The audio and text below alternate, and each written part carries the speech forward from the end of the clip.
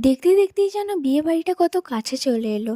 Pre wedding, তত্ত্ব সাজানো, আইবুড়ো ভাত, এই সব কিছুর পরেই সেই দিন ছিল আমাদের মেহেন্দি পরার পালা। কারণ কাল ছিল দাদার বিয়ে, আর দাদার বিয়ে বলে কথা আর একটু মেহেন্দি পরবো না সেটা কখনো হতে পারে? তাই সেই দিন চলে গিয়েছিলাম আমাদের খুবই কাছের বন্ধু পূজার কাছে মেহেন্দি করতে। তো আমরা তিনজন থাকায় ও আমাদেরকে বলেছিল যে সবার হাতে তো আমি একবারে মেহেন্দি করে দিতে পারবো না, তাই আমার একটা বোন রয়েছে, ও খুব ভালো মেহেন্দি করে, তাই ওকেও আমি ডেকে নিচ্ছি। ওই যে পূজা আমার দিদির হাতে মেহেন্দি করে দিচ্ছে।